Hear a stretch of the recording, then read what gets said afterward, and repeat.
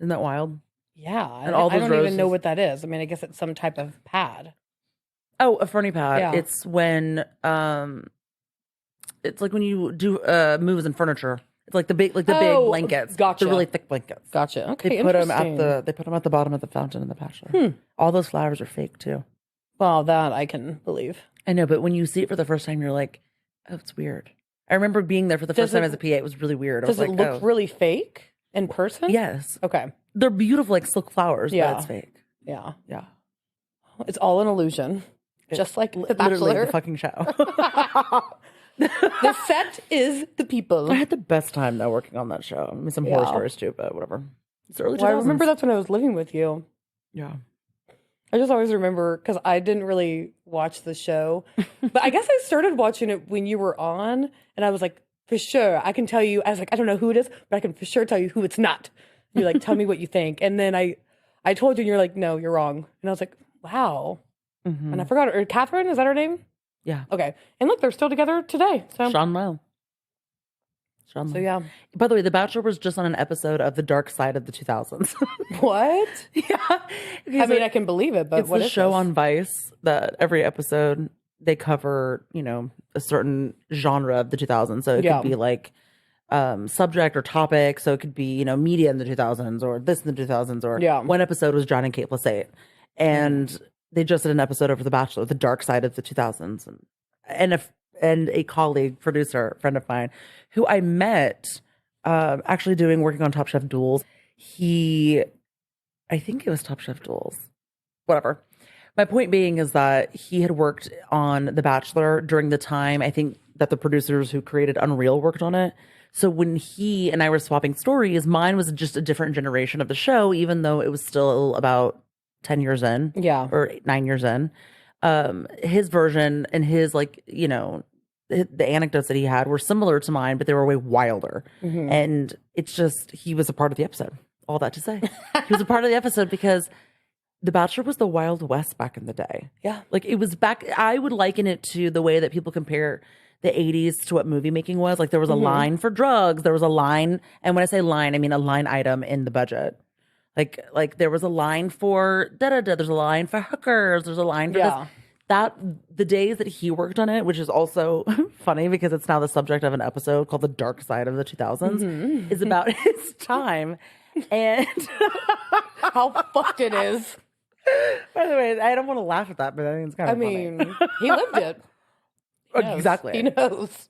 So anyway, I just think that's funny. Yeah. Going back to The Bachelor. But horror stories, but also incredible memories working on that show. Yeah, I still do. I'm laughing now and I'm chuckling because I'm thinking of things. Yeah. Anyway. I love that. So it kind of actually reminds me of the video I just posted. Or I say just posted. This was last week when we heard that Carl and Lindsay broke up. And it was the Melissa Rycroft and Jason Mesnick where he broke up with her on national television. Oh, I only saw that because you posted it. I never ever watched. I never watched that in real time. It? I don't think so. But wasn't he the first Bachelor to change his mind? Is he the guy? Okay, see, I'm getting kind of confused. Is he the guy that picked her, but then he's like, actually, I'm into the runner-up? Yes, and he was talking to Melissa, his then fiance, and then 2 minutes later, non-fiance. Yeah. He had been talking to her all the way up until the end. So the way that The Bachelor works is it finishes filming months before it starts airing. Yeah. So by the time the finale airs, that couple has already been together for probably really together from when they taped it for probably 4.5, 5 months, 6 months maybe. I may be getting the math wrong on that. But my point in that is that there's a charade, and I don't mean that in a superficial way. I just mean there's an actual charade that has to continue and has to happen in order for that relationship to continue to flourish without people knowing who they've chosen. So there's a lot of secrecy. Yeah. And there are these producer monitored weekends where the couple gets together, but there's a producer that stays with them or that's nearby that helps them get whatever they need, whatever it may be, because they have to be able to. They have to be hidden. Yes. So there's this whole fucking charade that you have to keep up with. Yeah. Until you reveal to, America who you've chosen, which is the episode in the clip that you saw. That's the episode where you reveal who you've chosen. Mm-hmm. And the final you don't reveal, but the final rose. Yeah, after the final rose. And so imagine keeping up with that charade and then waiting until after final rose to go, you know what, Melissa? I can't be with you anymore. And then pick the other chick. They're still together, by the way, which kudos to them. That's what I remember. And I remember I actually met them working on Bachelor in Paradise. Oh, yeah? The clip that I fucking posted that season. So phenomenal. So anyway, all of this to say that happened. It's a big charade. And he broke up with her on national television. Those were the days when Bachelor would get like 15 million viewers. Appointment viewing. What do they get now? Probably like 5, 6. Okay. So it definitely has gone down. But that's just it's appointment viewing. So some people will wait until it comes on Hulu. Hulu, yeah, exactly. yeah. That's what my sister does. That's not bad, I don't think. Yeah. But anyway, all this to say, so now we're back to Lindsay and Carl. And you were telling me that you saw something online. I have to tell you that I was, what am I doing? I scroll on TikTok and I come across this post, and I wasn't quite sure if this was satire because it was so over the top. But basically, it was like, if you, I can't remember verbatim, but basically. I made Betsy wait to tell me on the podcast. She sent me a voice note, and she also sent it to executive producer, who is usually with us, but they passed. They're here. By the way, I said they're that. They're here with us in spirit. Exactly. The way I said that, like, they're usually with us. And I'm like, oh, like they're no longer here on Earth with us. I will remember you. Anyway. No, they're still among us. Executive producer listened to it. And anyway, they were saying to wait to tell me. Yes, which, I'm going to have to tell producer that was not the right choice because now I don't even know what happened. But essentially, this creator was like, if you don't understand that it was the cruelest thing in the world for Carl to break up with Lindsay, then I don't even know what to tell you. But then she goes on to say that, and this is when I thought it was satire. She's like, if you're unhappy, you don't break up. You get married and you figure it out. And I thought, that's interesting. But wait, what? Wait, say that again? No, I'm being serious. She said, if you're unhappy, and I left out something. If you're unhappy, but you're already engaged. If I've already proposed to you and we've discovered that, either we're not feeling this or maybe this is moving too fast, I made a mistake, too bad. Kind of like a Luann two-step. Go ahead and get married and get divorced later. Or get married and figure it out. But do not break up the engagement. You get married and you figure it out. That was point number 1. Like in general or just if you do this on television? No, in general. In general. What? But then she goes on to say... What? Wait. Then she doubles down and says... You stay together, and if you cheat, you figure it out. You figure it out. Cheating is part of life. So you stay married even if you end up cheating. And I thought, okay. Oh. What is this, 1896? Wait, what? I don't know. And then she went on to, but then it really turned on, like, some of that I think was just her morals. Like, even if you're unhappy, you stay married. Even if you cheat, you stay married because you got married. Same way that you got engaged, don't break it off because you've made it. You stay. Stay. No, I'm kidding. But what narrative are we painting here? Where do we draw the line? And then, but she really turned it on to like how Carl is scum. Carl, deserves nothing. He's a man-child, even though he's 38. Ha ha ha. Why the fuck aren't you taking life seriously? So just went on this rampage, and I really had to think. I was like, is this satire? Like, is this? Because guys, it's one thing, listen, and Lauren and I talked about it with Eeps last week. It's one thing to understand and have your opinion that he did this on camera, it's cruel, X, Y, and Z. We talked about that last week. But then to parlay this into, well, if you get engaged, even if you decide that that's not what you want to do, too fucking bad. You better get married and figure it the fuck out. And I thought, what a weird way to think about it. And you know what? If you get married and you cheat, you better stay and you better figure it the fuck out. No. Okay. Absolutely. This feels like maybe... That was so interesting. This maybe feels like this ideology is to follow another narrative. Like, maybe... Well, first of all, I don't know who this is. So I'm a little I don't lost need on there. It's just a random person on TikTok. But it almost feels like... I wonder if there's not a narrative they're pushing, but like, I wonder if there's an ideology that they believe maybe in one direction. So in terms of Carl and Lindsay, it has to apply. Does that make sense? Like, maybe. I was very confused. I don't understand that. And there was only one comment on this video, and it says, oh my God, I think it said something like real men get married. or what? Or something. Real men get married or real men don't leave. And then the creator commented, 100%. And then went on to say something more about Carl. Like, Carl is a lame-ass loser, 39-year-old or 38-year-old. Fuck off. And I was like, wow, they are serious. But Lindsay's also 38 or something. Well, I think they love Lindsay, which kudos, baby. But that was just a little bit too much for me. So much to the point that I had to, compelled to voice memo y'all to talk about it.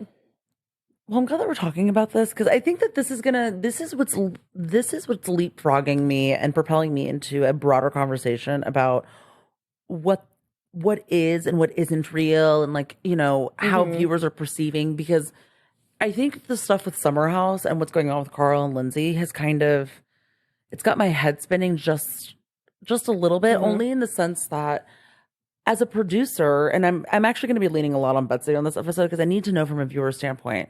But with what's going on, my head is spinning as a producer, and I need to really be able to put myself in the shoes of a viewer, because that hasn't been that for a very long time. I've been doing this since 2012. Yeah. So that is kind of a little lost on me. But I cannot understand this idea that we don't do it on camera, but we need it on camera.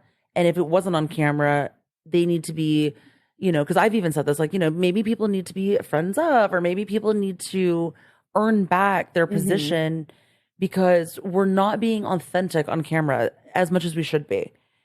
But then people are upset because he did it on camera. But then you can't win. If we're not on camera, then, people are upset because why didn't they do it on camera? And I right now, it's very polarizing.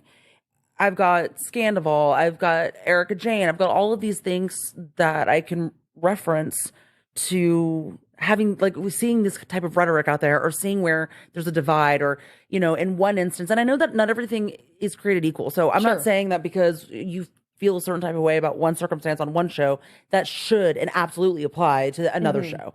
But I will say that fundamentally, some of these things should, and they're not. And I don't, I'm a little lost. And I think that kind of I think it propelled me into thinking about RHONY and where we're at, and feeling like what's real, what's not real, what feels forced, what doesn't feel forced. And then we got a review that actually was really helpful in having me think about what your opinion is strictly as a viewer, because they made a reference saying that you, an executive producer, just kind of listen to what I have to say.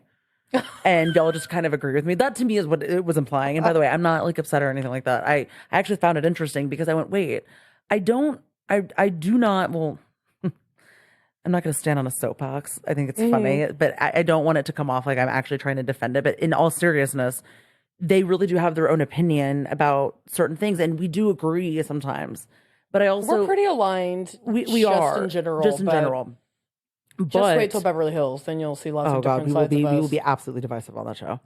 But it got me thinking, again, to a broader topical conversation of okay, what do viewers think? What do you think? Where are we at? So I think I just kind of talked about how we're going to do the episode, I think, today. So, I was going to say before we get into it.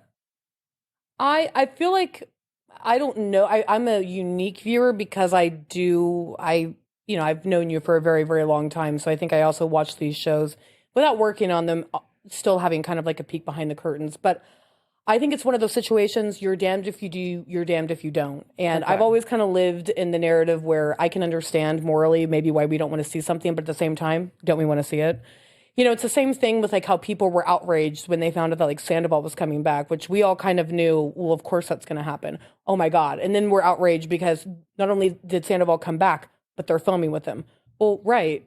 I think it's okay. Two things can be true. I think it's okay to be upset and be like, wow, this is kind of a bummer. But also, you're making a TV show. Don't you want to watch it?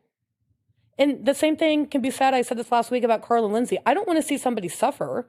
And I know from everything I've seen, she's blindsided. She's having a hard time. But at the same time, isn't it important that we see the ending of this story? I know, but I think because they feel like it wasn't caught in the moment. I know. It's Carl calling producers and all this crap. Well, and that's why I say that I can understand both sides. It is totally valid, the viewers out there that feel like this was gross and that he, did it to embarrass her, which I don't believe that.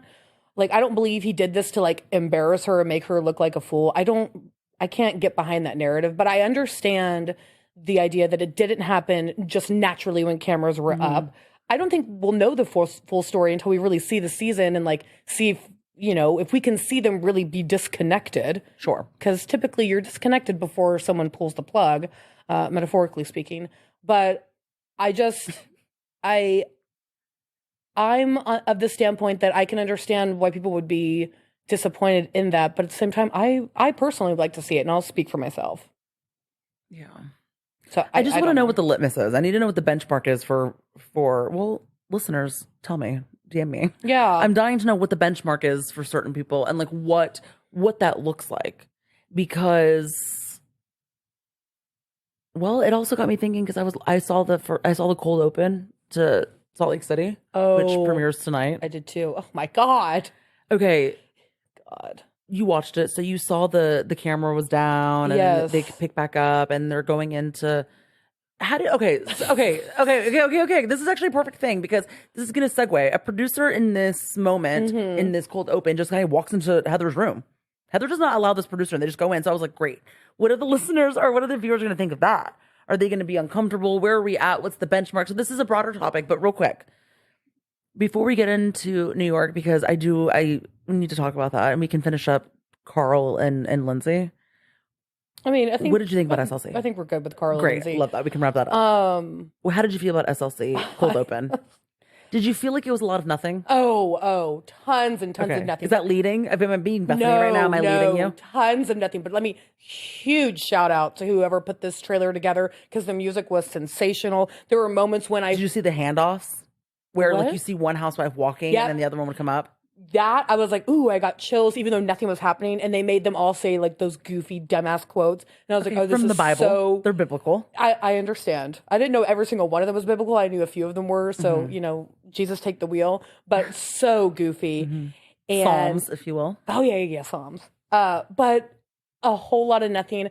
So much to the fact that put the camera down, baby. I don't even know what the fuck Heather was saying on that balcony, and I don't give a fuck. I don't know if it's going to be about Jen, but to me, it was cut really well. It was cut so well. But I have absolutely no faith in Heather Gay. She is an inflation to me. So whatever she's talking about on that phone, guys, I'm just going to be willing to take a bet because I'm a betting woman, as I said 1,000 times. That phone call is going to mean nothing in the long run of things. It's either going to be about Jen. It's about Jen Shaw sentencing, and I don't care. I think. Who cares about that at this point? Do we really? Jen's already hanging out with us in Texas. So we know where Jen is, baby. She's down the road about an hour and a half away. I don't need the delayed reaction. A video. I have a video of that. I went to the prison. Okay. I want to see that. I never posted it, but you know what? It's SLC time. So maybe we'll wait. We'll wait. Maybe I'll put it together and do a little Jen Shaw video. I will remember you to the sound of Sarah McLachlan. No, we don't want to remember. I'm so here's what I'll say. What did you think? I mean, I thought it was a lot of nothing. It was very inflated. But it was fun. Here's what I'll say. That cold open was so much fun. And one thing that I think is very iconic with SLC is their cold opens. I think it's something that has made them, it's their kind of their iconography as a franchise. They do these incredible, big, conflated, like cold opens. Yes, and they love... And they kind of lead to nowhere, but that's the fun of it. They lead to nowhere, and they love to break that fourth wall. SLC is very soapy to me. It probably is the most satirical, soapiest, and like nutty of the franchises, if that makes sense, right? No, very smoke and mirrors, very everyone's rented, you know what I mean? Like somebody pointed out the other day that Meredith has moved into a different home every season, and I was like, oh, I didn't even realize that. I don't remember. Here's what I'll say. I don't rant. I think she mentioned 500 different houses. She goes, I think at some point in Lisa's rant, she said something about like she rents and she. I don't know. I didn't forget about the rant, but I forgot about what she said. That was the greatest moment on that show, and that's including the arrest. Like a phoenix rising from the ashes. Lisa Barlow has prevailed, and she has made it from that rant. Look at her. She is soaring. She's high. better. She's better. Yeah. I really think. Yeah. She is, Vita Tequila. She's grown. Vita.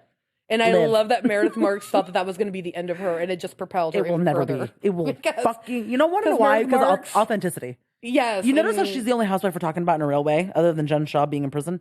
Yeah. It is Lisa Barlow, because we are here for Lisa. Yeah. That is the only reason why I'm watching. Listen, whether you love her or hate her, and by the way, I haven't come across someone that hates her. I feel like everyone loves her. But she is who she is. she's been in fact, the only person on this fucking cast, the only person that has been the exact same from episode 1 to whatever the fuck we're going to get this season. Yeah, consistency.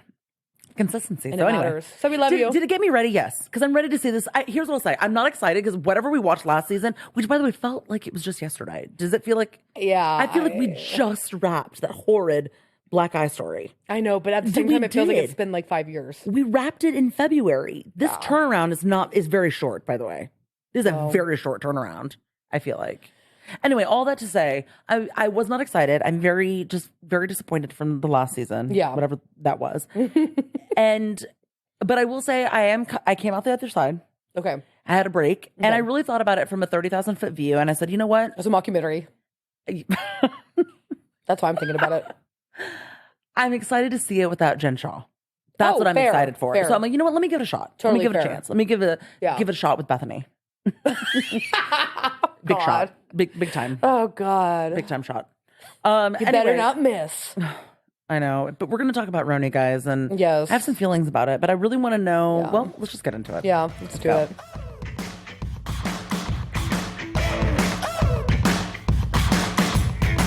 Hey, y'all.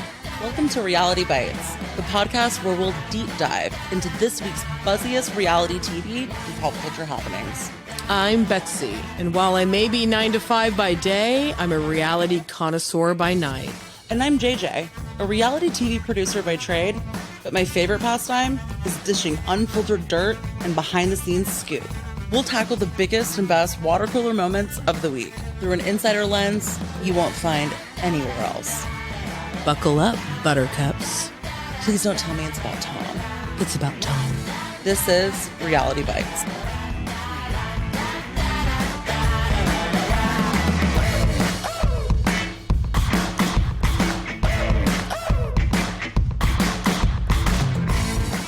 Okay, so as I do, and if our listeners don't know now, they will. I watched the episode probably 2 or 3 times to prep for the recaps and us talking about it. One, I watch it for enjoyment, then notes, and then I just kind of get one more, look over. Usually in the 3rd episode is when I find technical mistakes, which, like lighting, stuff like that. And I'm like, oh, whatever. Anyway, so I got to the part where I'm watching it for the 2nd time to do notes, and I turned it off. And I had this moment where, and by the way, I didn't turn it off because I'm just so, I cannot watch it. But I turned it off because I said, I don't need to rewatch it. Mm-hmm. I don't need to rewatch it. And then it got me to thinking, why don't I need to rewatch it? And why I don't want to rewatch it. Mm-hmm. And why I don't necessarily have to rewatch it in order to discuss it. And it's because, and going back to the review that we got, because I think that this is interesting. It really got me thinking about how viewers are seeing the season of RHONY. Mm-hmm. And it got me thinking why I feel like my viewpoint feels vastly different than a lot of people and how they're seeing the season of RHONY. And I cannot put my finger on if it's because we didn't have it for a long time. So now that we have it back and it's not completely shitting the bed, which it's not. It's a good season of television show, but it's not something that I think is, blowing me out of the water. Yeah. Okay. It's not moving me. It's not moving the needle for me, but it's not a bad show. Very much how I feel like Atlanta is right now, which we ended up recapping. So I can't tell if it's because it's not horrible shitting the bed and it's doing okay that people are just clinging on to thank God. So we're just hyping it up. I don't know. I feel very disconnected from what I think the overall consensus is on this reboot. It's not that I don't think it's horrible or anything. I'm enjoying it for certain elements and what it is, but it's not blowing me out of the water and it's not moving me in the way that other people are discussing it. And I need to know where did I go wrong? And what are your thoughts as a viewer? And I know that you were mentioning earlier that your thought process is going to be a little different because you do have a peek behind the curtain in a way that most people have not. And you've had that for a while. So it may skew, but I need you to transcend into what our listeners and our viewers are thinking. And honestly, for our listeners, DM me. I really am dying to know who loves this season and who thinks that it's just okay. And it's okay. I will not out you. You can tell me that it's just okay. And you can tell me that you hate it. because I just feel like there's far more people saying that they are so obsessed and they love this, and they, how could they ever have thought any differently about it, because maybe they went into it hating it and they love it.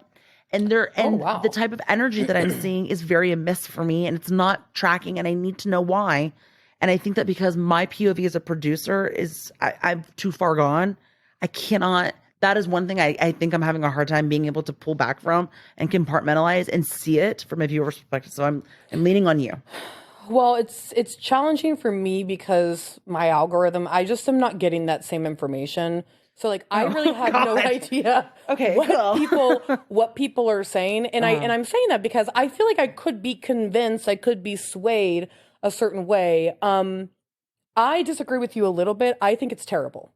I don't want to be too hard. Like I definitely like some of the people. Guys, Betsy's opinions are her own. No, that's what I'm getting at, because Lauren told me to say this before we got on the mic. Shut the fuck up. This is how convincing I am. But that's kind of what the review was saying, and it got me thinking of like, I think that Betsy and I are very aligned. We are, but it did get me thinking. Okay, if they think that if we're too, you know what I mean? It just got me thinking more broadly of like, what are the viewers and listeners thinking at home about this season? Because if y'all are agreeing with me, that's fine. But what I'm trying to say is, this is how I know that our opinions are vastly different than I think the majority. Well, yeah, I want to hear from y'all too. And I think I said this right when the first episode happened, that RHONY has always been my favorite franchise. And I remember I didn't watch the trailer. I was very resistant, and I was very upfront that I think this is going to be a challenge for me. I still tried to go in with an open eyes, open heart. Clear hearts. Clear. Wait, oh my God. How dare you? No, I can't believe I fucked it up. Clear eyes, full hearts. Sometimes you can lose. I do want to preface this, because you're already probably at this point about 22 minutes in. We are going to recap this a little differently. I think I just want to have a larger conversation about what we've seen thus far, because we're halfway through the season, and kind of talk about where, a lot. Exactly, and talk about where we're going as opposed to recapping. Because that's what I was trying to say earlier, is that I kind of stopped it because I was like, you know what, I need to have a broader conversation. Well, all I can speak for myself, like, yes, because Lauren has a production background, there are things that I've picked up on. There's things that I know, and like how scenes work. I learned what round robins were and stuff like that. But for me, at the end of the day, the only thing I really care about are the people. Yeah. Like, I don't even necessarily care that much about storylines, because it can be the silliest storyline ever. But if the people are doing it for me, then I'm sold. And I don't have any believability. I don't, and I'm sorry for the people that have listened to us from the beginning time, because I know I've said this 1,000 times. I just don't believe these women are friends. And, and it's not even like that's the biggest deal. I just don't feel like there's a whole lot of chemistry with the whole cast. Like some one-on-one scenes, I can feel some chemistry. Sure. But as a whole, I just don't believe that these women kind of can coexist and cohabitate together. So to me, that is my biggest issue with this quote unquote reboot. It's not even that the stories are bad, or that, we're not really seeing a lot of New York and all this other stuff. It's just that I just can't get past some of the relationships on this show. And even though I love Brynn, I love Uba, I really, really love Sai. I kind of like most of them individually, but as a collective group, it's fractured for me. Thank you for saying this. It's so interesting, because the thing that I was thinking about earlier before you got here was, I think a lot of people, or I was more wondering or speculating, whatever, if people are loving the season because they like the characters individually. Because I am not seeing together this cohesiveness. No, none whatsoever. Yeah. But everyone's like, I love it. And, Sai and this. And we started watching it. We liked Sai. Now we don't like Sai. Or now we like Jessel and we hated Jessel. Or now we like this. And Brynn is a rock star, and Jenna and this. Yeah. And everyone's loving everybody. Yeah. Yeah. Well, Erin, I guess, too. I forgot to say her. It's because I think we were a little amiss this episode. But we'll get into that in a second. Just this episode? There's some things. And so anyway, I was like, is it because people are enjoying the characters individually? Because that I can understand. I enjoy them for what some of the scenes are, but I'm tired of seeing Jenna Lyons alone. Every scene is by herself, or with somebody the audience doesn't know, which is a brother, or, an assistant, or whatever it may be. And I think this is a lot of a network problem. I think a lot of the things that I'm missing or the heart of the show that I feel like I'm not seeing is because of the network. That's just me, and I'm probably never going to get hired ever again on a Bravo show. I cannot wait for that day to happen. But that's kind of what I'm feeling because I think that they were scared. I think that so much is riding on this reboot that they're overthinking it so much that it's kind of scaring them into actually making no fun decisions, and it's all very safe decisions. So all the storylines feel safe. Everything feels very superficial. Everything feels very, surface level. I don't mean superficial as in like vapid. I just mean it really just feels like we're scraping the surface. I know nothing about Uba. Uba feels to me that she's a friend of.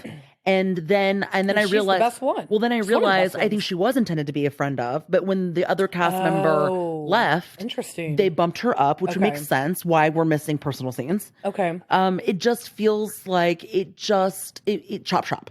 That's so interesting. It feels like it has been gutted down and stripped so much that all the fun, heart, texture, anything that they filmed in the field is gone. Wow. Does that make sense? Yeah, that is, because I think about, guys, we're on episode, 7 or 8? Yeah, and I'm like, when is it over? And I understand, I know. I understand that Uba, the past few episodes, has been sick, but leave that aside. We've had one scene with Uba, and that's when she was talking about her sauce. The only personal scene. That was the only scene we've had in 7 or 8 episodes. That makes a lot of sense if maybe she was supposed to be more of a friend of, and then they had to restructure.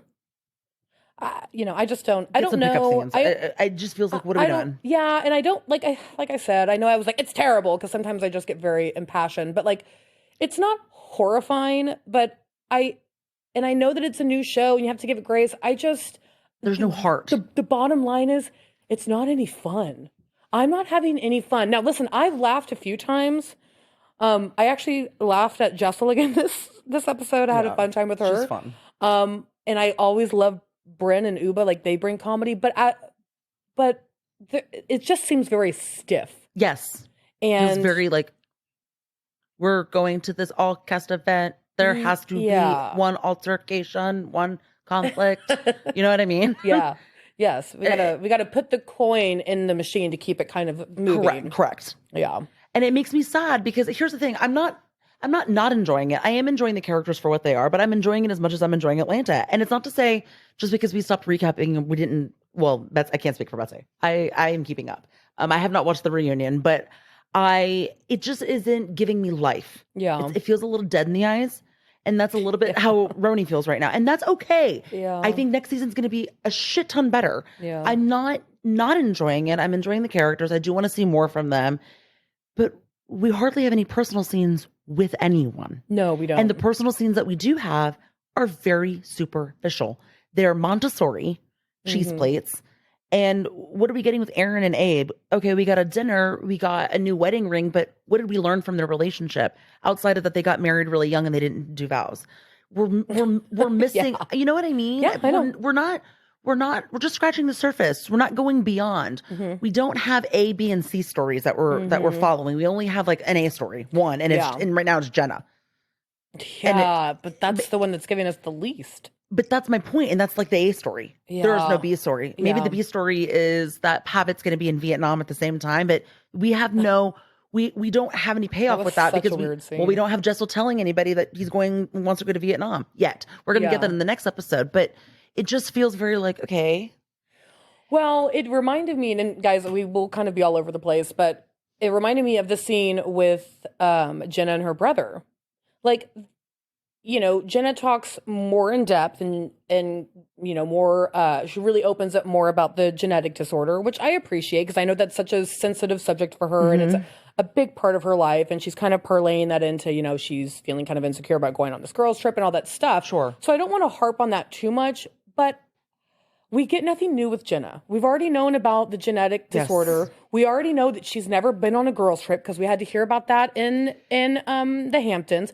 Why can't we get a scene where she's talking about the breakup? You don't have to go into details, but maybe be like, well, how are you feeling? Are you feeling okay? Yeah. Like, we don't need to know what happened. I understand she wants to be private about that, and that's a different story. We didn't need to know about Jason Hoppy, but we still got texture about Bren. Exactly. I would have liked to have seen maybe a little bit more of a vulnerability in that sense, because we know that's a big thing that has gone on in her life. But instead, we get, this is what I do for work. and let me talk about the genetic disorder, which I've already talked about, and that I am not used to going on girls trip. I just, again, a missed opportunity for me, and I just, it's like frustrating to watch. Well, that's how I felt about that scene too. I really enjoyed her with her brother. Mm-hmm. You know, I am just running scenarios here. I'm not saying that anybody who is working on the show, and I'm going to be truthful. I know people who worked on the show and they're very, very talented people. Okay.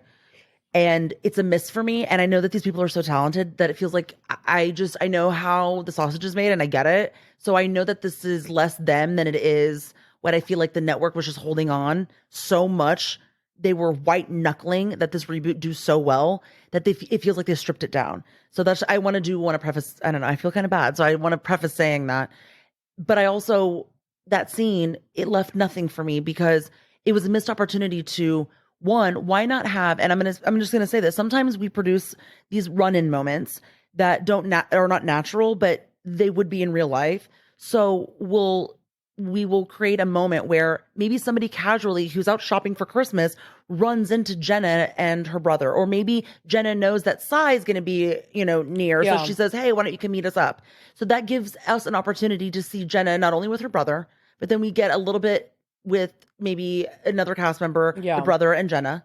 And the thing is, the scene is so long and we do so many moves in the scene that it could have allotted for this. Mm-hmm. Then we see the friend go back and grab a drink with them, get to know, da-da-da-da-da. Maybe we see Jenna talk about how uncomfortable she feels about her skin. Yeah. We needed one more person to understand or know this knowledge to give more texture to the story and to allow that story to grow into more than what it feels like it is, which is very, very superficial. And it's very just, well, Jenna, first class this, first class that, da-da-da-da-da. And it's not allowing there to be an actual textured discourse, something that has a little bit more depth than, well, only Aaron knows, and it's in a vacuum.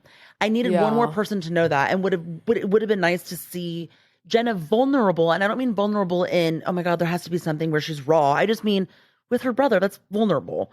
Seeing another cast member, meeting them, maybe getting a little bit more knowledge about her genetic disorder, because how many times can we hear about it without another cast member really understanding it? Right. And then it would have allotted for then that cast member to then leave. Then we get Jenna by herself with her brother. Then we get a little bit more on why she feels insecure. Yeah. We're not getting that. And that to me was a missed opportunity. All it was another standalone scene with Jenna where she tells nobody anything because the audience is in on what we know. But how can we connect with that when on the other side, we're not getting the person who can relate to knowing a little bit about Jenna, but also seeing the other side of the perspective of the other cast member? Does that make sense? Yeah. No, it does. Okay. And that to me is like, we're not getting, it's not that what scenes we are getting aren't good. We're just not getting baton tosses. We're not leapfrogging. We're not propelling from one scene to the next. No, it's very disconnected. We're not learning something new about each person through another person. So we get to, that's why it feels so awkward and disconnected when none of the girls can relate to Jenna on why she actually wanted to go early. Yeah. It's almost kind of, how do I put it? I don't know how to say it, but it feels mean. And I know that these women are not mean-spirited, but they don't know Jenna because they're not real friends. Correct. So because they're not real friends, we need scenes where even if we know that they're not real friends, it still feels like they would naturally run into each other, or things feel, even if it's not organic, but because this is a reboot and because it's a brand new cast who doesn't know each other, there is latitude for organic, inorganic scenes. Yeah. Does that make sense? Yes. Okay. Sorry. Yes, because and I have to say, like, new cast members on the old RHONY, not all of them knew everyone, but still somehow they made it work. Yes. I just, it's okay to not fake, but it's okay to create these moments that feel organic but are inorganic, because it's like we're missing that. We're missing the scenes that make sense. Well, and we're missing connective tissue. It's not that the scene wouldn't be organic. You're just telling somebody to show up a certain place, and you let it unfold. Yeah, or like Jenna, oh my God, Sai earlier texted me saying that she was going to be shopping and in the area. And I said, you know what? My brother and I are going to be there. Why don't you meet? Yeah. I'm saying we would create that, and that's okay. Yeah. They're not allotting for that. So we already know that they are not really friends. We already know that they don't do this. Right. They're not allowing for mystery. So what's happening is that it feels very like, okay, well, we know that they're not really friends and that this really didn't happen. they didn't, Sai would never normally text Jenna. Well, of course Sai wouldn't normally text Jenna, but she's on a show and these people don't know each other. So for the interest of like, let's make this feel as organic as possible, let's just say that Sai texted Jenna and let's have her just drop by. And maybe it allows Sai to see a window into what Jenna does for a living. And then Sai can go back to the table when Aaron says, oh, and by the way, she's so superficial that she needed to come early to fly first class. Sai can go, but hold on a second. I was with her brother and I don't think I told you guys, but I dropped by to see, she was working on some installation in Rockefeller Center and and she was telling me like, her skin. I'm wondering if it's that.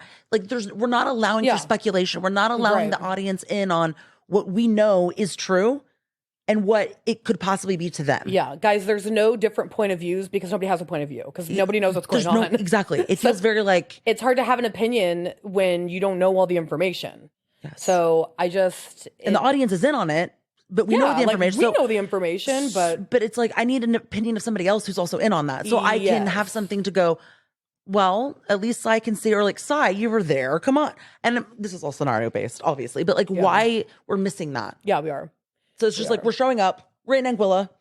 And really Jenna's gone. The only scene we had were Jenna eliminating when Sai went to the eyelash thing last week on the episode, which they really didn't talk about it. That was just kind of like a fun moment in her showing her going and all that stuff. But beside that, the only time I recall Jenna talking about this with the women was in the Hamptons, and she just kind of casually, but it was very casual where she's like, yeah, it's a skin disorder, and like that's why I don't show my back and all this. But no one really talked about it other than that. Well, that's what I mean. Why aren't we talking about not only her eyelashes, but why isn't Jenna filling cyan on her skin in that episode, in that scene? Why isn't she doing that? I don't know. If she had done that, we would get more texture and more depth in the round table in Anguilla before Jenna shows up. Yeah. Which, to her horror, they're all talking shit. I was like, what the fuck is going on? There's just a lot. We're getting this in on Jenna's teeth. And there's so much about the genetic disorder. Yeah. And yet the women know nothing. But I'm like, I know all I need to know about the genetic disorder. I need to see the women find out about it. Yeah. And why aren't the women, why do I know more than the women? It's just so sad because Aaron's not the one. Aaron is not the one to relay this information at all. Well, she's also the one to receive it. And receive it on one side. She's like, very understanding, la la la. And then on the other side, she completely throws her under the bus. Yeah, she doesn't even mention the a real friend would not do this. No, exactly. Ding, ding, ding, ding, ding. You hit the nose. And the thing is, the only person I could think about it who would do this is Ramona. But it makes sense because that's who Ramona is to her core. Ramona would do, and Ramona would do this to Sonia. It just reads totally fucking different. Right? Ramona would absolutely do this to Sonia. And then Sonia would get pissed, and then 20 minutes later, they would forgotten about it and moved on with life. Correct. Because they've had that relationship for 20 plus years. This just like Stassi Schroeder would do this to a cast member. You know what I mean? Yeah. But like that would make sense. Stassi would totally do this to Kristen Doty. You know what I mean? You know what I mean? She would. Like they would do this. Friends, Katie would do this to Sheena. Guys, it would make sense. Make no mistakes. We're not mad about cattiness. That's part of the fun of the show, but we have to believe it. And that's where I'm just not believing anything. I cannot get behind that. And for Aaron to just be like, guys, do you know? Oh, first, guys, she's not here. She's not behind me, is she? Okay, guys, she told the real reason is that she didn't want to fly coach. And it's like, okay. And they're like, what? What a bitch. What? Jenna Lyons? Well, what do you think? You don't call her Jenna, you call her Jenna Lyons. I mean, it's like, of course she's not flying coach with you. Y'all can't even call her by her first name. And y'all are supposed to be friends. It's like if I ever met Kelly Clarkson. It'd take me so fucking long to call her Kelly. I'd be like, Kelly Clarkson, do you want to go to lunch today? Kelly Clarkson, what are you having? I mean, it would take me so long to get that down to Kel. Are we friends, Kel? No, because I'd be like, oh my God, I'm fucking hanging out with Kelly Clarkson. This is what happened when Pink introduced herself to me. She was like, hey, I'm Alicia. And I was like, who? I was like, who? Exactly. And I was like, oh, Pink. Exactly. Yes. God. Hey, I'm Alicia. And I was like, hey, Alicia. She looks hot as fuck, by the way. Oh, I know she is. I met her on really Top Chef Duels. We were talking about that earlier. Oh, yeah. She's great. Anyway, so it's just like, come on, and it's just yeah. She threw her under the bus, and then everyone just got on like, oh, how, like, wow, what a diva, what a blah blah blah. What? That's so corny. Let's just take a. And, Sorry, I didn't and do that shit. I wish That's I could give Erin some credit. Like, I wish Erin could have also had, the wherewithal to be like, well, she said that, but she also did say, because of her skin disorder or genetic She did lead with that, but disorder, it was very muted.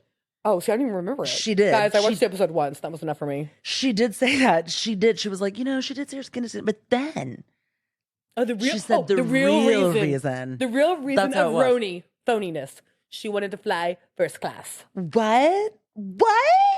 No. Guys, I'm sorry. Okay. We're going to get back into the seriousness in just a second, but I need to know who actually gives a fuck that somebody got there early. I've never actually seen anyone get upset at another cast member for getting somewhere early. Like, I'm being dead serious. I'm telling you. I cannot follow, because this is fucking contrived to me. Yep. There's an aura about Jenna that she doesn't hang out with the group.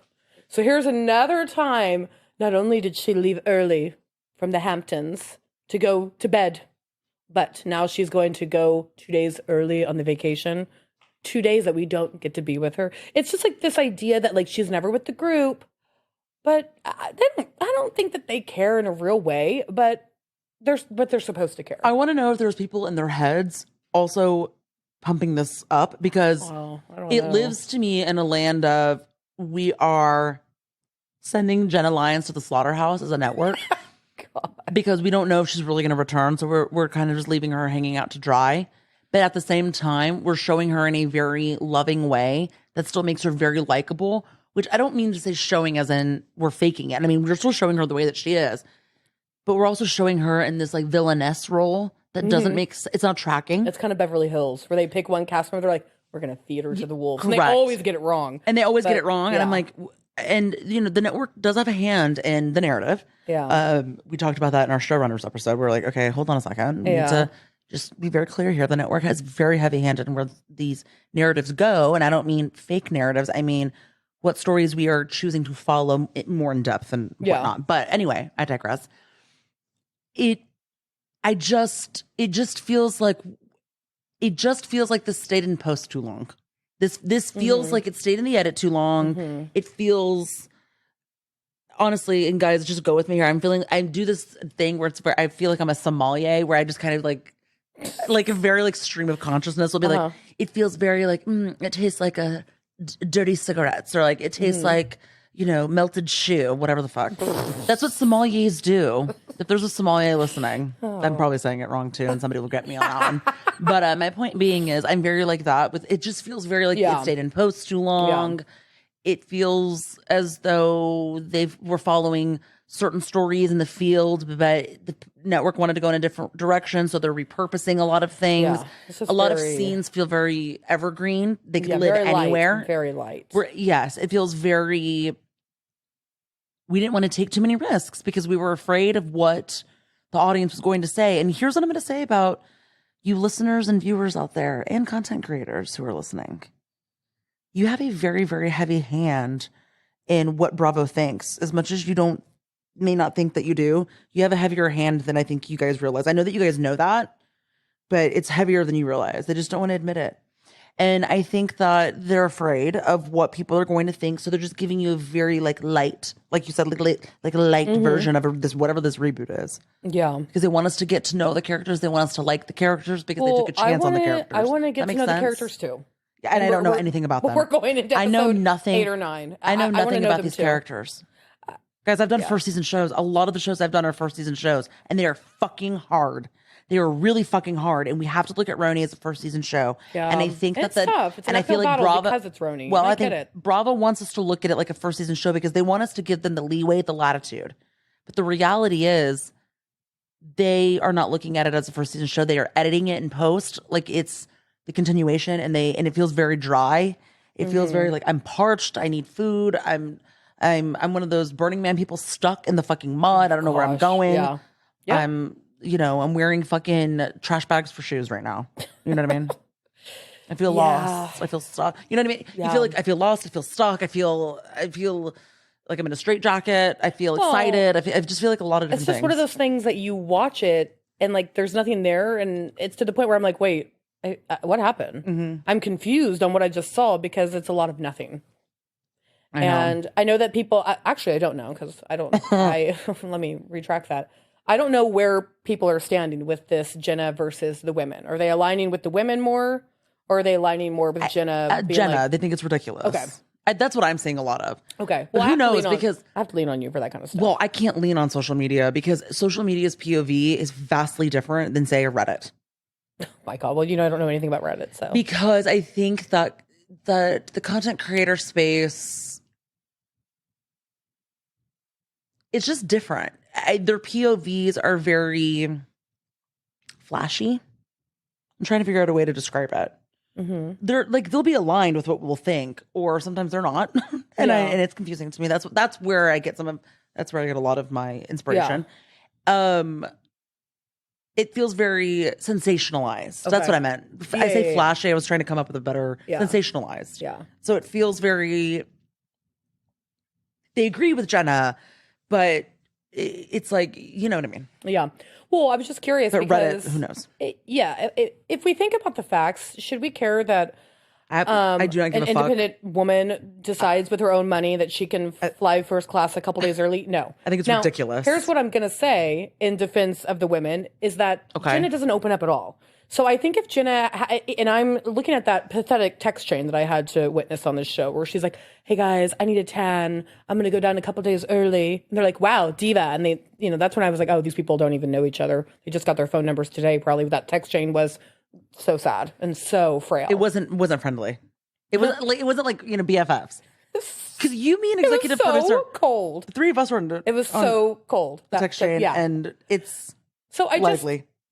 I'm only bringing that up because I, of course, align with Jenna. I think it's ridiculous, but if Jenna opened up in a real way, and we can't really rely on Erin, but if she's like, "Hey guys, this is what's going on, my genetic disorder," and I know that she kind of mentioned or alluded to that somewhat, but Jenna comes across very light to me and really conflict avoiding, like Shannon Bedour. So I just feel like instead of her coming across in a real way, being like, guys, this is what's going on. I'm feeling really insecure. I want to be able to be present with y'all and be there, but I'm feeling insecure because of my genetic disorder and I really need to get tan. This is what's going on. I'm going to get there a couple days early and I can't wait to hang out with y'all, but that's where I'm at.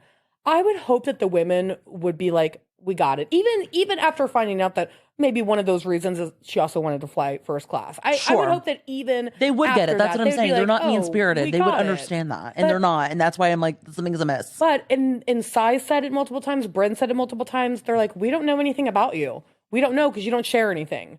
So how would we know this is more serious than you just wanting to be first class? So then I'm wondering, why aren't we encouraging her to send a text? I don't think that Jenna is bothered by having to send a text saying, hey, I'm a little insecure about my skin. You know what I mean? Because she's so vocal about it at the table. And if that's the first time she's really talking to the women about it in any kind of real way, and she feels very confident and vocal, that leads me to believe that she would have been totally fine sending a text saying, here's the truth. I want to get down there a little early. My skin, I just want to tan a little bit. I'm a little about my skin. Yeah. I'm led to believe that she would send that in a text. Why aren't we encouraging that? I don't understand. It feels very just like, it feels like it's thin. It's just like a little bit of like we're missing story beats. And you know what I mean? Like we're missing things that we should be hitting in the scenes. Yeah. Like why isn't she telling the women in a text? It's okay that we don't have it in a scene, but why aren't we telling the women in a text? If she's not, and I'll give latitude to, maybe she just doesn't want to talk about it, and that's something that it's a no-go. Fine. But then we need to figure out a way to tell that story of why it's a no-go. We need to figure out a way to understand why we're not getting that in a text. The audience doesn't understand. The audience at home is like, why is, just like you, and I didn't even think about it the way that you did. To me, it's so ludicrous. I didn't even give it space enough to even go deep with it. But what you said was very fair. And I was like, oh my God, I didn't even think about it like that. She's not giving the women anything. Yeah. Which is okay. But then we need to tell that story. It's okay that Shannon isn't giving anything to the women, because Shannon thinks that if she says stop filming, we're not going to show that on national television, and we are. So we're still in on it. That's why when we were talking about OC, I'm like, she's not giving anything and she's not doing what she's supposed to be doing, right? Yeah. But the women are talking about it in a way that doesn't give anything away, but we're still in on the fact that Shannon won't talk about it. Yeah. We're breaking the fourth wall without saying, hey, we're breaking the fourth wall. Right. But we're doing that. Yeah. And we're allowing this, like, don't put it on camera. Or like, you know, when somebody in their confessional is like, I'm not saying they're a bitch. And then it's like, great, we'll cut that other part out and we'll say they're a bitch. And we'll get that right. Well, it's perfect. Yeah. It's perfect.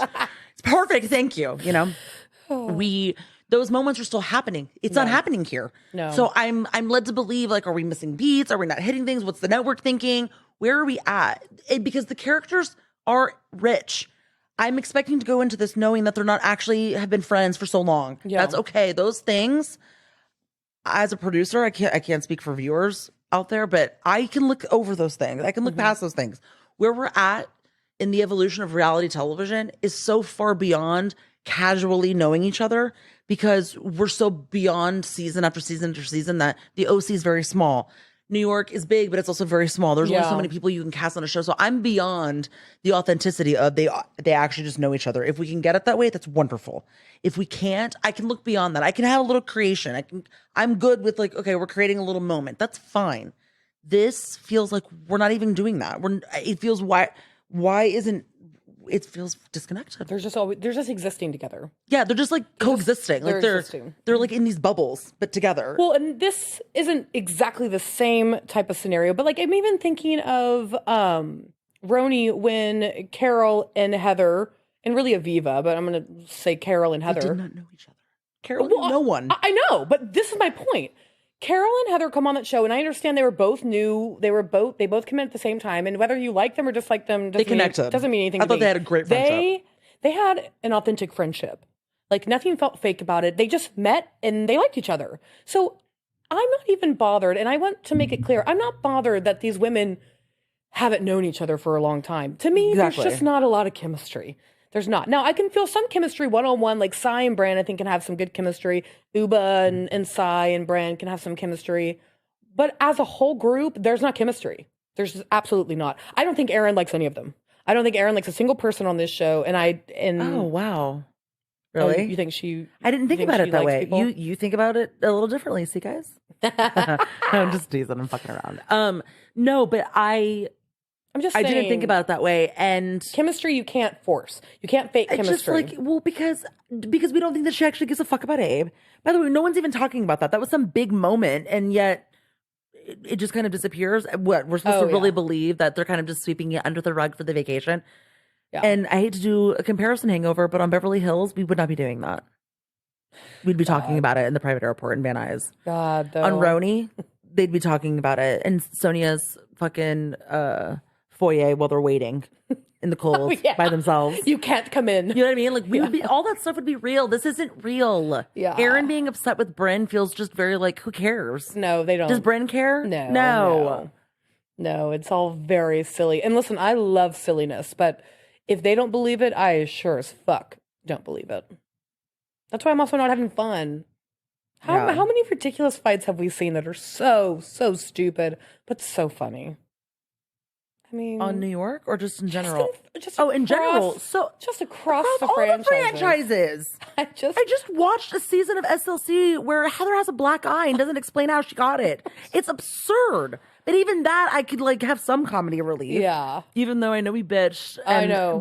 People were like, ugh. But here's the thing. SLC was a bad season. I don't give a fuck what anyone says. Terrible. That was a horrible season. Bad storytelling across the board. Yeah. Bad participation across the board. Whitney's women empowerment story, I can't. Oh, yeah. I want that story. I know. I don't want it like that. I don't want it that way either. No. That was cheap. It's cheap. And Whitney, I love you. But whatever that was, I couldn't. My point is that it just feels, like you said, like we're disconnected. I understand they're not really friends, but it also feels like no one's really making an effort to get to know each other outside of filming. Correct. And guys, they're not filming 24/7, so they can do things outside of filming, and they're not doing that. Well, and another nod to that was when Jenna was talking to her brother, and she was talking about, how she's insecure. And listen, we don't know Jenna like this in a real way, so she could feel the exact same way if she was going on a very intimate girls trip with people that she's known a long time. But she also mentioned in that meeting with her brother, like, oh, I'm going with those girls. And like, I don't want to be like this in front of those girls. Like, you could tell like she felt like uncomfortable. Yeah. You know, like maybe there would be a sense of judgment. And I'm not trying to put that on the women, but the way that she talked about it, like those women, just, I was like, she's uncomfortable. And she even said when she finally got there after she, you know, had to walk into the lion's den, she was like, look at all of Jenna you. Lion's Den? The Jenna Lion's Den, baby. She's like, look at all you. I don't want to be around y'all when I look like this. And it's like, okay. And the women were like, you're crazy. What's wrong? You're Jenna Lyons. You're Jenna Lyons. I hated the way that they were doing this, but I also knew that they did not have all the information they needed. No, they and so I didn't. gave a lot of latitude. But also, guys, just in general, just a tip out there. I don't want to tell anyone how to live their life, but if someone's coming to you, whether you're a close friend or not, and they're explaining how they feel about something and maybe an insecurity, don't tell them they're crazy. You can just say, "Oh, I wish you could see yourself how I see you. Like you're so beautiful." And you don't need to call. And I'm actually looking at Erin because Erin's like, "You're crazy. What? Look at you." It's like take out the crazy part. Just say, "Oh my God, I'm so sorry you feel that way. Like you are beautiful." And also, okay, just a little lesson. This is I'm not being an ageist at all when I say this because I think women are beautiful at all ages. But Jenna also has pointed out that she's in her 50s. Yeah, she's 20 years older than most of these women. Yeah. And it's not to say that she's not beautiful at 55. Right. But I also think that, let's be honest, let's call it what it is. We have insecurities. Correct. And when we get older, no matter what we do to uncondition us, especially those born in the 80s, from any type of body dysmorphia, we have it. Okay. Yeah. It's just the reality. And to pretend like we don't, especially if you're not a Gen Zer, and that is not Gen Z. They're all about body positivity, and I'm here for that. Yeah. But if you were a millennial, we were caught right in the thick of it. You have to unlearn it. You have to unlearn it, and we're not going to unlearn it all by the time we go. Okay. Right. So it's going to be a part of our lives, and to try to pretend like it isn't. And I've been the Jenna in the group where you feel insecure about your body, and everyone's like, whatever. And it's like, I don't give a shit what you think. Yeah. I don't care about how you feel about me. It's me. I care about how I feel about you. Exactly. And that's what she's trying to say. And then, she shits the bed when she's like, red carpet pictures. And Bryn's like, oh yeah. And my friend got a puppy. Yeah. That same weekend. Well, Bryn's response is perfect. But at the same time, it was so nasty. But I was like, that's not how she meant it. But Bryn doesn't know. Bryn is not in on all the information. Right. Okay. And that's okay that she's not in on all the information. That's what shooting a television show in people's lives. Not everybody is in on all the information. But if we had one person to give a little perspective at the table, it would be a different type of conversation. It wouldn't feel as aggressive as I feel like it felt. It's a gang up. It's a gang bang. It's a total Beverly Hills gang page bang. out of the book, gang bang, Beverly Hills edition / By the way, it does feel very Beverly Hills. Because it is. Yeah. Anyway. And it made me kind of sad because Jenna's literally like, oh my God, I'm trying to, It also feels very, why don't we have more scenes with Jenna and people? I don't understand. Is that intentional? Did Jenna not want it? And then it feels like, is this a Diana Jenkins moment where we're writing so high on a certain cast member, but this cast member isn't giving as much as they said that they would, and that's okay. But you have to give latitude for that. And if you sell something at a very, very, very high rate and a high price, they have to deliver. And when they don't, it shows. And it's Diana Jenkins. That she is a perfect example of people were riding high on whatever dick in the hand connection she had to Elton John, and they allowed that shit. They allowed their little head to rule their big head. Yeah. And so what did we get? We got that season of Beverly Hills with Diana Jenkins. It's terrible. Let's be forgotten. Bye. Yeah. And this is feeling not that, but it's feeling a little akin. We're not saying that Jenna Lyons is like. She's not. I love Jenna Lyons. Because Diana was horrific. But I am feeling that Jenna Lyons is a big get. And let's be clear, she fucking is, guys. Because she's Jenna fucking Lyons. Yeah. She's a big get. But sometimes those big gets come with high risk, low reward. Mm-hmm. And this is me just speculating. But I'm like, did we come across that? Did she film less than what she said she wanted to? Did we ride too high? Like, where are we at? Because it feels like we're not getting Jenna scenes with other cast members. And that's what's missing. That's what's not allowing the storyline to feel very breathable. And it's not passing the smell test for me. And I don't even think it's producers necessarily feeding this. Let's be clear here. I think it's the cast doing it on their own, because new cast these days, it's very hard because they go into it thinking they know how to do. And it's not to say that I want everyone going in so blind that they feel like they're just manipulated or they're just walking into just, they're walking in blind or they're throwing darts in the dark. Yeah. But I want them to not go in feeling like they know how the experience is actually going to be, because it is different and it will read different on camera. And this will be, to me, a big lesson this season. Yeah. Because I don't think Aaron's mad at either. And it feels like Aaron is making that first class bullshit into a moment. And it feels very thin. And I don't, it is. Because Aaron literally wants to fly first class. And I know that a lot of people feel this way, that whatever she's saying is bullshit. But I'm going a step further and being like, it's not just bullshit. It feels just what the fuck is this? Really, what is this? Or what is it? Because no one actually cares about that. Also, who's hosting this trip? Is it Sai? Yeah, I barely. don't even know. Exactly, because they barely set that up. We're missing setup scenes. We're missing work scenes, is what I call them. Scenes where you show work. Yeah. Like you're showing process scenes is more of what we would call them. Like we're seeing you build towards your party. We're seeing you build towards your career. We're seeing you build towards your eyelash. Jenna and Sai, that's a work scene. Yeah. But Sai said that, it's just the winter. It's just the winter. And we get it in a flash. That's when she sets it up.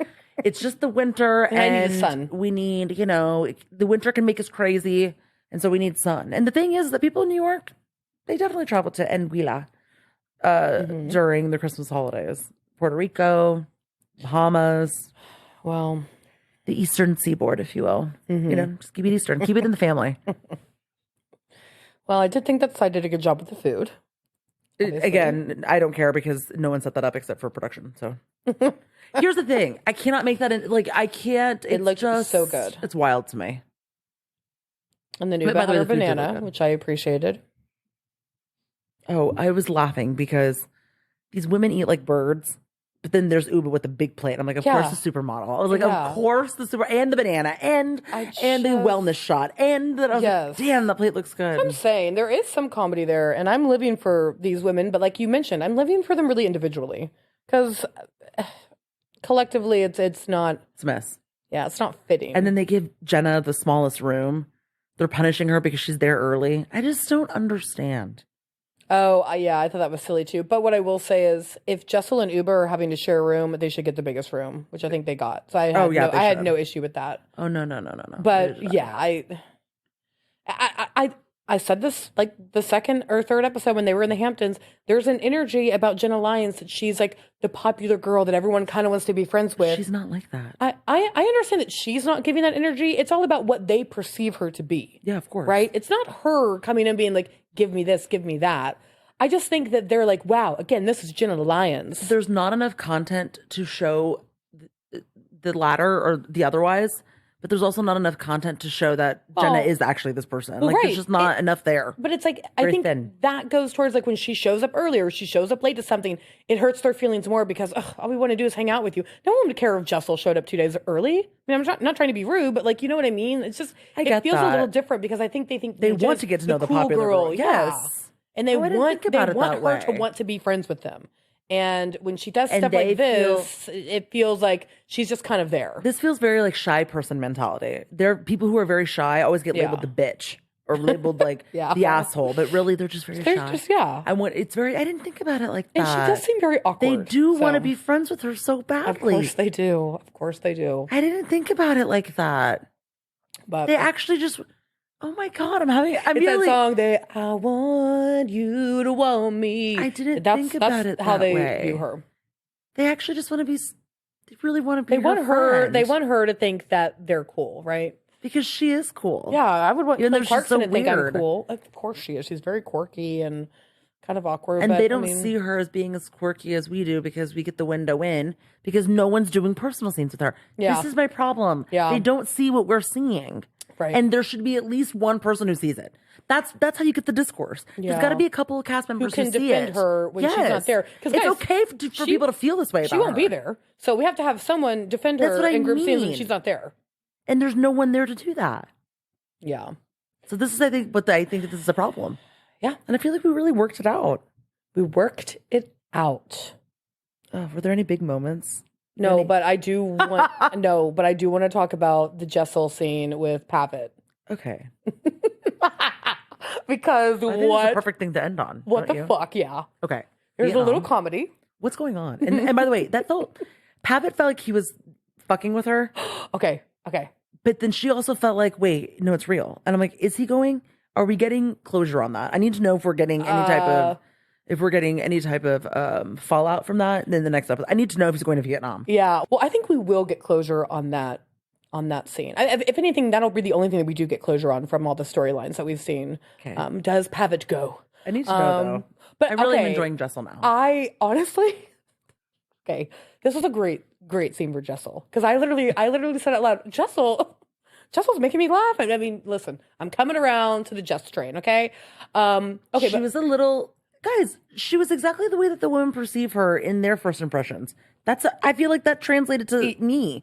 Yeah. I felt like, okay, we're a little stiff. And then she opened up and she's funny and I'm like, okay. Yeah. I mean, she's sort of doing it. Yeah. But I was very confused because Pavitt's like, well, I have a ticket. Nobody said like he already has a ticket. Because she's like, why don't you just go? Guys, I would do the accent if I'm better, but I'm not going to do that to Jessel. So I'm just going to, why don't you just go down to one of the many hotels in New York and have a night away? Well, no, I already have a ticket. I can't lose out on my ticket. Traveling like 20 hours. Okay. But he loves a plane ride. The plane ride is half of the vacation. I wish executive producer were here because, well, maybe I'll have her tell the story in our next recording of OC. Or SLC. We haven't talked to her about if she wants to come and do SLC. Yeah. Okay, have we talked to us if we want to do it? I'm just kidding. No, we are. Sorry, unfortunately. We'll do anything for you, Lisa Barlow. Anything for Lisa Barlow. We love you. Anything so for Salinas. Much. Yes. She, I think, traveled like 20 hours to be somewhere for 30 hours. Oh God. One way. That sounds so traveled like 40 hours to be somewhere for just a day. She went to Mumbai. I'll have her tell the story. Okay. But my point is that that's how long he has to travel to Vietnam. Well, remember, and so he says that he has to go, and she's like, why do you want to do this? He goes, I need a break. And he needs a break. Why? Because you're getting a break.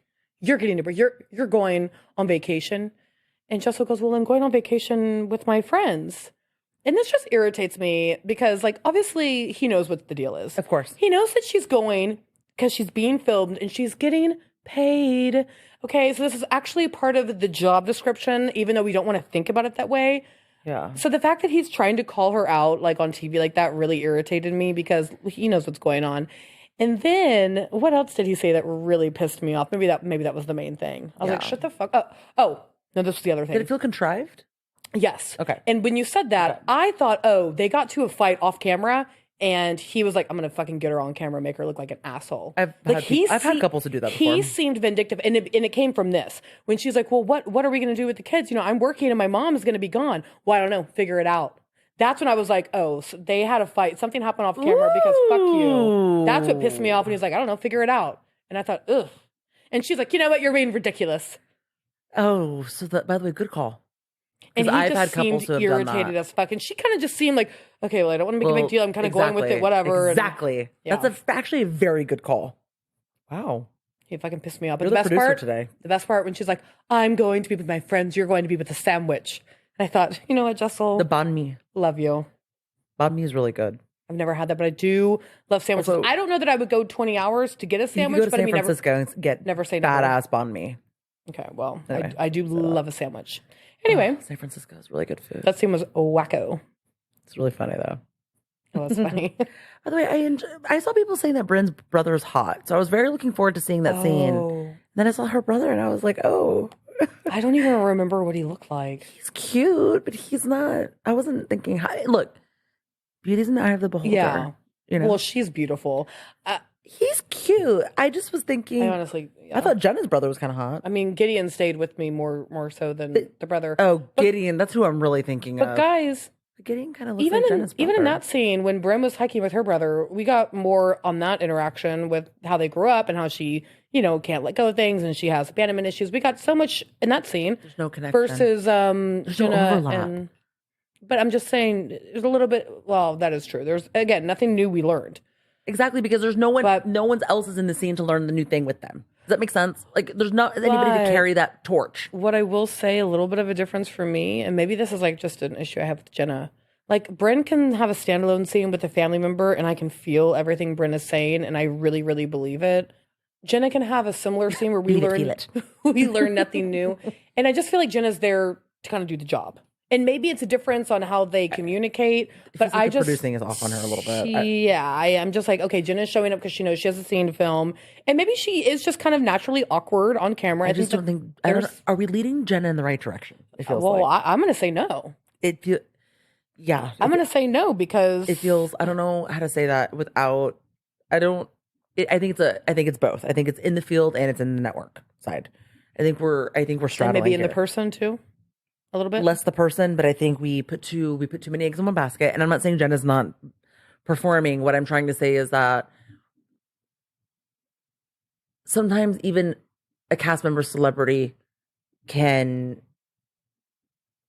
muddle our own POV as producers, as executives, as people who run the shows. Yeah. I mean, I can understand that. I don't know I'm trying to say that in the most diplomatic way possible. Well, and it feels very that to me. It feels like it feels less Jenna than it does. We're not leading her on the right trajectory in the right direction. Yeah, because sometimes we just, Well, I mean, I think you said this in a previous episode. She just feels like a fish out of water. Mm-hmm. She does. Which is to be expected, and everyone kind of does in a way because they're learning. This is their first season, so I am giving a lot of latitude. It takes a second to get your feet wet, and they're a new show to me. They're a brand new show. I will say, Lauren. I don't know about Eats, but Lauren is being way more fair about the show than I am, and I think it is because it was my favorite franchise, and I try to be a little bit more put together on the podcast, but you should listen to some of these voice memos I send to them because I just rip it to shreds because I get just like, what is this? Every episode, Betsy goes, "Oh, I stopped taking notes," or and that's how I know she doesn't like the show. You're not happy with it, but we're recapping it still. So we're dedicated, guys. We're dedicated. I want you to know and how we're much trying to find, the needle in the haystack. I'm enjoying. Yeah, It feels like how Atlanta feels to me. Yeah, I mean, and we stopped recapping Atlanta. That makes me feel kind of guilty. Well, and it's also. That one's a little different for me because Carlos King said he stopped watching too, and I felt so seen. Oh, really? Yes. Oh, wow. He told, I think both Kenya and Nene, he was like, "I've stopped watching it so bad," and I was like, "Oh." What did Kenya say? So she agrees. It's not. It's disconnected. I love Kenya. Here's the thing. I felt so seen because I didn't want to. I don't like giving up on a show as a podcaster, or as a viewer, or as a producer. Yeah. I've also worked on seasons of shows that people think are really bad seasons of things. Mm-hmm. I get it. So I live in both lands. Yeah. I can both see it for what it is. I can see it for what it could have been, what it should have been, what it was, and maybe certain decisions and things were made and they're out of the control of creatives that are boots on the ground. So I get all of that, but when he said that, I felt really seen because I felt really guilty on giving up on recapping it, but I was like, it's just really bad. And so when he said it, I went, I'm not alone. He is not a colleague. I've never worked with Carlos King, but I will look at him as he's adjacent. He's a colleague. Like we've worked on these Bravo shows. So I'm like, oh, okay. So I feel seen in the podcast space with a fellow producer. Right. Makes me feel, I was like, okay, so I'm not alone in this assertion. Yeah. You're not alone. But with New York, I'm trying to just stick with it. You feel alone though? No. Like people are liking it, is what you're saying. Yeah, but I think that there are people who also feel like things are amiss. Maybe we're just not talking about it. Yeah. Maybe there's not a larger conversation. So we're trying to start that, guys, here at Reality Bites. But this episode is a little different because I felt like I needed to talk about this, and I know we've talked about it. We've talked about it at length on other episodes, but in a real way, because I just needed to feel like, what is going on? It just feels very... Yeah, well, there's only so much we can say about the same scene over and over again. Doesn't it feel like sometimes you're watching the same scene over and over again? Yeah. It feels like a treadmill. Yeah, and I love watching the same movie over and over and over and over again. And I love the women. But I have to love the first time I see it. I like the women. I do too. And I think it is. I think it's an individual thing. That's why I'm wondering if, like, when people are saying they're loving the show, I'm wondering if they're loving if it's translating to like, I really like these women, which is totally fair, y'all. Totally fair. These women are dynamic and they're great giving it in and their they're own funny. Right. Yes. But when you put it together, it's just not... The best scene that I've seen thus far of them all together was making these fucking reeds. And Aaron was out. Like wait. When they were making the reeds. That was the best all cast. all cast event and scene. I'm out of here. All right, Merry Christmas. Because you know what? That lived in authenticity. I was like, they don't care. That felt like the realest scene. She did not feel real in like being so upset. Oh, Erin, no. was like, I'm not doing this today. That's why that was the best scene, because it actually lived in authenticity when they were like, okay, see you, because they didn't give a fuck if she left. It would have been fake if somebody ran after her. I'd have been like, no, they don't care. But they let her go. You said it best. If it was authentic, she would have stormed out. But she didn't. She walked out slowly. Oh, yeah. And let's just be, look, I've seen a cast member or two walk out slowly from something, okay? Wanting somebody to chase them. Okay? Nope. I've seen it. So you just know. You've seen it, you know? Yeah. And this was it. She was like, where are they? There's no camera. There's where no one there. And no one was entertaining that. By the way, I think... And that's probably why she gave up Jenna Lyons. I think that's point. wondering if maybe that's why she kind of sacrificed Jenna Lyons. Honestly, because she was like, I embarrassed myself. She was so embarrassed. She embarrassed herself so much. She was like, I need to give someone up. I can get behind that. Didn't it feel very like ad-libby, very like, and then Jenna, first class. It felt like very on the fly a little bit. Fucked. And I also it felt contrived, but it felt on the fly. I also wonder the reason that she kind of dropped the Abe stuff was because nobody was on her side. So she's That's like, my point. the last thing I want to do is come up and still talk about And so Abe. she's like, wait, so I have to do something. Oh, Jenna Lyons. Yep. Oh my God, I wonder. There could be some truth there. By the way, I'm glad that we're working this out. Yeah, guys, this is a workshop. We're working through this together. We are. Guys, united we stand, together we fall. We're working on this together. Yeah. Slowly. Wow, breakthrough. Yeah, I mean, still terrible, but terrible thing for Erin It's breakthrough pain. I'm like, I've been on a kick of watching all these OxyContin and painkiller documentaries. Because you've suggested them to me. It's, you know what? It's 2023, so it makes sense at about 15-year mark, the cyclical mark. We're talking about, not to get off on a tangent, but if you guys haven't seen American Pain documentary, really good. Yes. Betsy, we watched it together. Yeah. Terrifying. It's really good. But anyway, that makes a little bit more sense to me. That I didn't think, wow, okay. Well, it gives me, as backwards as this sounds, it gives me a little bit more of like credit and hope for Erin that she wouldn't just do this. I mean, she at least has some calculation. Yeah. So, you know what? Fine. Okay, I'll give it to you, Erin. I'll give it to you. But not very much. Give it to you. All right, guys. Thank you for joining us on this episode Always Real Housewives. Before we go, I want to give a few more shout outs. Lauren, people have really been buying us some cocktails. Cockies. They want us to get loose. They like us. I'm already loosey goosey. Apple juicy. Oh God, Beverly Hills is coming back.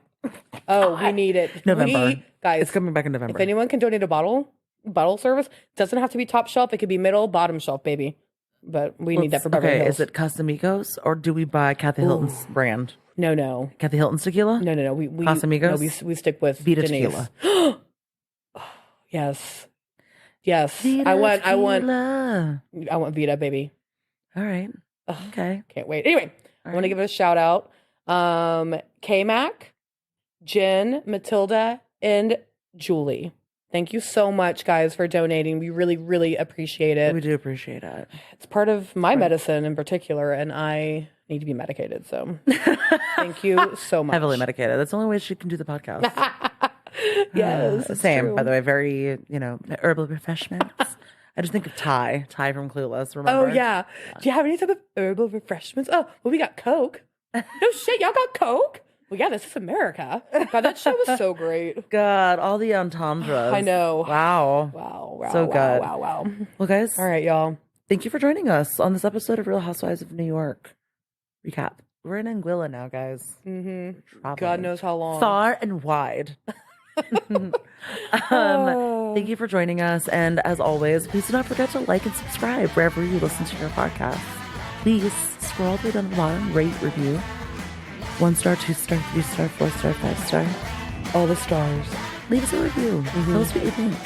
Send us a DM. Send us an email. Let's go way back. Let's go way back. Reality Bites Podcast Official at gmail.com. Guys, no one wants to send an email there. Why don't you DM us?